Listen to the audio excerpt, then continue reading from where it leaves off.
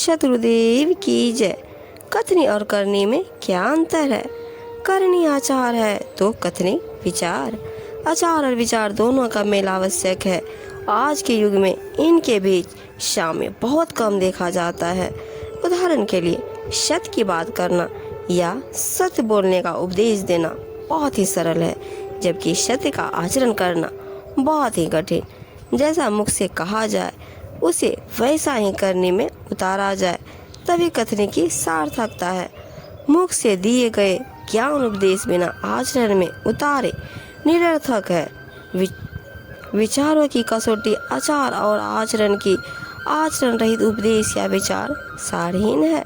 भारत के सभी दर्शनों और धर्म संप्रदायों ने विचार की अपेक्षा आचार पर बल दिया है। भारत का चिंतन आचारहीन विचार के प्रति अत्यंत कठोर है।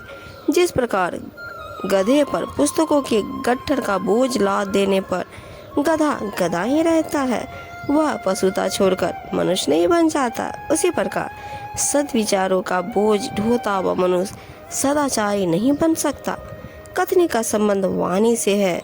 उपदेश, प्रवचन या ज्ञान चर्चा की बातें कथनी है। जब तक वक्ता की कथनी और करनी में सामंजस्य नहीं होता, तब तक कथनी का उचित प्रभाव नहीं पड़ सकता।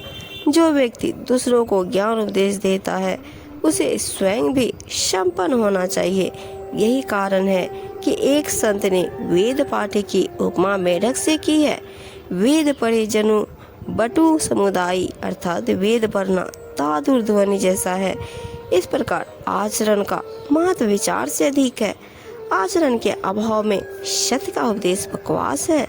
यदि हम स्वयं अशांत मन हो और दूसरों को शांत रहने का उपदेश दें, या हम स्वयं किसी को पीड़ा पहुंचाए तथा दूसरों को अहिंसा को उपदेश दें, तो इससे कोई लाभ नहीं होगा। कथनी और करनी में अंतर होने पर आपके उपदेशों का कोई प्रभाव नहीं होगा। हम देखते हैं कि बालक अभिभावक की वाणी की अपेक्षा करनी का अनुकरण करता है। अधिकांश व्यक्ति अनुकरण प्रिय होते हैं। इस प्रकार कथनी और करनी में अंतर नहीं रखना चाहिए। यदि कथनी न भी हो तो करनी का होना आवश्यक है, क्योंकि दूसरे हमारी करनी का ही अनुकरण करते हैं।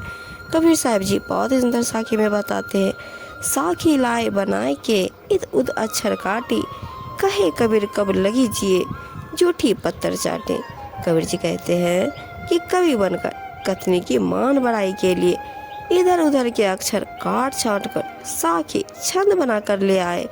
इस प्रकार दूसरों की जूठी पत्तल चाट कर कब तक जियोगे, अर्थात स्वयं के अनुभव तथा योग्यता के बिना इधर उधर से शब्द भाव चुराकर अधिक समय तक ठहर नहीं पाओगे। स्वयं के अनुभव तथा चिंतन मनन से अपनी मौलिक रचना ही अंकित है, उचित है।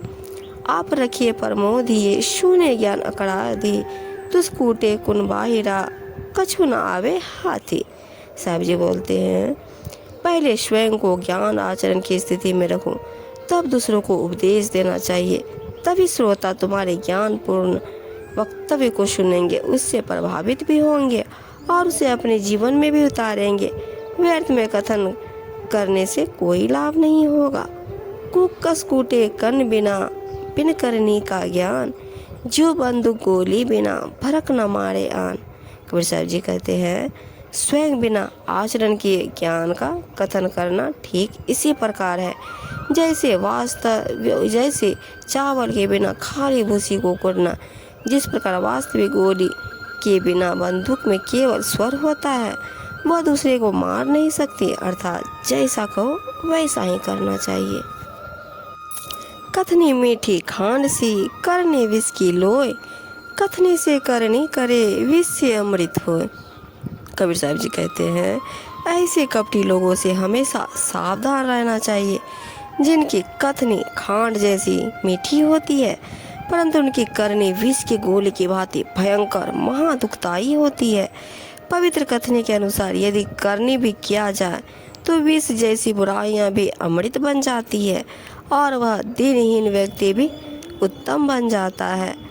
कथनी काची हो गई, करनी करी न सार, श्रोता वक्ता मरी गया, मूढ़क अनंता पार।